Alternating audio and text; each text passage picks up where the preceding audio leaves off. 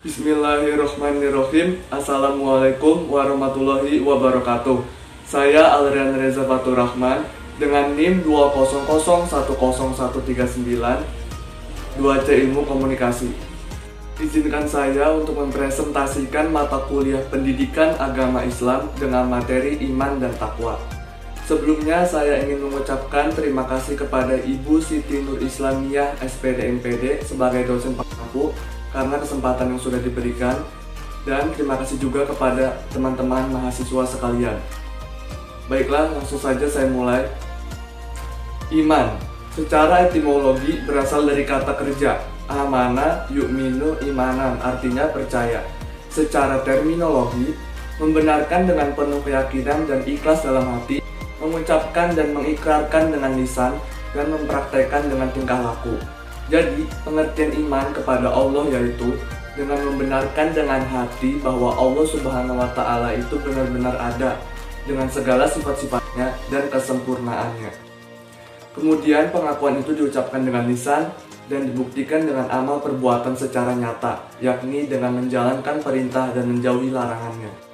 Takwa secara etimologi, takwa berasal dari kata wako, yakni wikayah, artinya takut, menjaga, memelihara, dan melindungi. Secara terminologi, takwa adalah melaksanakan keseluruhan aspek kemanusiaan baik keyakinan, ucapan, maupun perbuatan secara konsisten terhadap nilai-nilai ajaran Islam.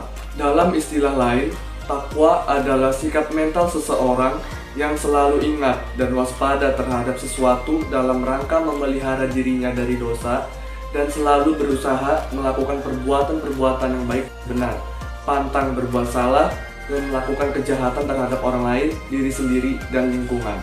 Proses terbentuknya iman dan takwa. Proses intern adalah benih iman yang dibawa oleh orang tua semenjak dalam kandungan dengan mengenal ajaran Allah Subhanahu wa Ta'ala. Seorang anak harus dibiasakan terhadap apa yang diperintahkan Allah dan menjauhi larangan Allah agar kelak nanti terampil melaksanakan ajaran Allah di kehidupan sehari-hari. Berikutnya melalui proses tasdiku bil qalbi yang disebut dengan proses afektif, pengakuan dari hati atau jiwa secara ikhlas kepada Allah. Lalu proses ikrarun bil lisan yang disebut dengan proses kognitif, ikrar atau pengakuan yang sadar, paham bahwa Tuhan yang disembah adalah Allah Subhanahu wa Ta'ala. Selanjutnya ada 6 rukun iman yang harus diimani setiap umat muslim. 1. Iman kepada Allah. 2. Iman kepada malaikat. 3. Iman kepada kitab Allah. 4. Iman kepada Rasul Allah. 5. Iman kepada hari akhir. Dan 6. Iman kepada qada dan qadar.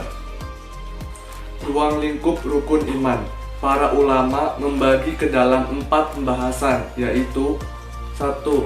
Ilahiyat, membahas tentang ketuhanan. 2. Nubuwat, membahas tentang urusan-urusan Allah Subhanahu wa Ta'ala atau Rasul dan para nabi. 3. Ruhaniyat, membahas tentang makhluk gaib seperti jin, iblis, dan malaikat. 4. Sam'iyat, membahas tentang alam gaib seperti alam kubur, akhirat, surga, dan neraka. Faktor yang meningkatkan iman serta dampaknya terhadap jiwa, akal, dan akhlak, yaitu memperbaiki sholat, mentadaburi Al-Quran, menjauhi stimulus kemaksiatan, memperbanyak syukur, menjauhi mengeluh, memperbanyak zikir. Dampak baiknya, cinta kepada Allah dan Rasul dengan mengamalkan Al-Quran dan hadis, pengabdian hanya kepada Allah, tawakal dalam semua aktivitas, selalu introspeksi diri, tidak sombong dan selalu tawadu, sederhana, hemat, dan cermat.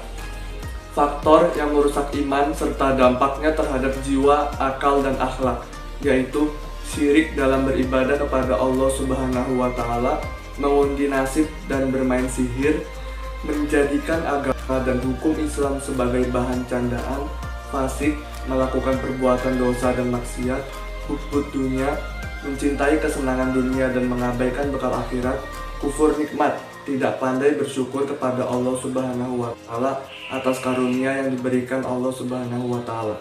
Dampak buruknya, munculnya individu atau kelompok yang bodoh dan miskin, mengabaikan kepercayaan kepada Allah Subhanahu wa Ta'ala dan mempertaruhkan hidupnya pada materi, Nikmat dengan diindikasikan perilaku yang rakus, tamak, kikir, tidak pernah puas atas rezeki yang Allah berikan, dan sebagainya.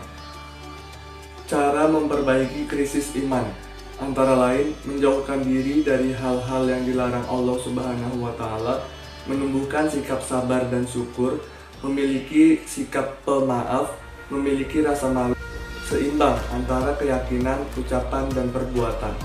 Penyakit iman antara lain syirik. Syirik adalah menyekutukan Allah Subhanahu wa Ta'ala dengan sesuatu atau menyamakan Allah dengan yang lain, menyembah selain Allah. Yang kedua, dari riddah adalah keluar dari agama. Orang yang telah masuk agama Islam kemudian keluar dari agama Islam, orang tersebut dinamakan murtad. Pentingnya iman dan takwa bagi seorang muslim. Hanya dengan iman yang terpimpin, orang akan sanggup menyelesaikan kekacauan hidupnya. Oleh sebab itu, iman kepada Allah Subhanahu wa Ta'ala menempati posisi teratas dalam deretan arkaniyul iman. Dengan takwa dapat menjadi filter terhadap tingkah laku seseorang. Secara totalitas ini merupakan suatu pengendalian terhadap akhlak seseorang. Begitu pula sebaliknya, tingkah laku seseorang dapat mencerminkan kualitas takwanya kepada Allah. Bila akhlaknya, maka niscaya takwanya kepada Allah juga baik. Karakteristik orang beriman yang dijelaskan dalam Al-Quran antara lain menghindari perkataan yang tidak bermanfaat dan menjaga kehormatan. Dalam Quran Surat Al-Mu'minun ayat 3 dan 5, memelihara amanah dan menepati janji.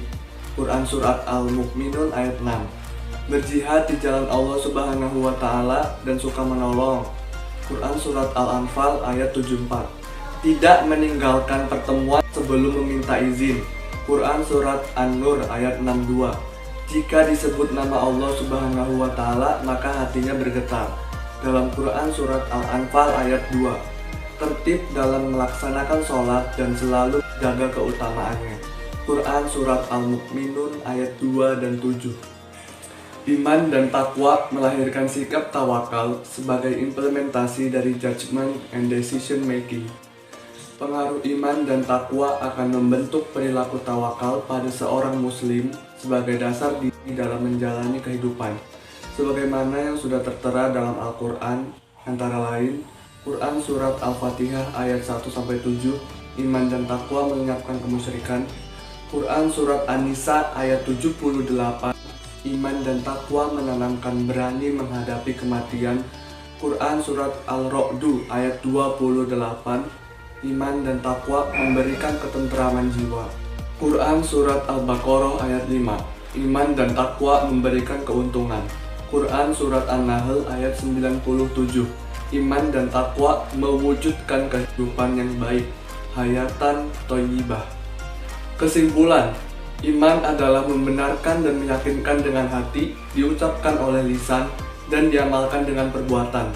Takwa adalah melaksanakan keseluruhan aspek kemanusiaan, baik keyakinan, ucapan, maupun perbuatan secara konsisten terhadap nilai-nilai ajaran Islam.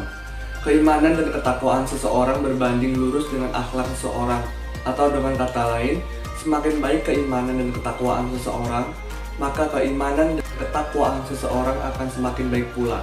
Karena keimanan dan ketakwaan adalah modal utama untuk membentuk pribadi seseorang. Oleh karena itu, sangat penting bagi kita dan setiap individu lainnya untuk meningkatkan keimanan dan ketakwaan kepada Allah agar tentram, damai, dan terarah di dalam kehidupan di dunia ini. Baiklah, cukup sekian presentasi dari saya. Mohon maaf bila ada kesalahan kata dan kata-kata yang kurang berkenan.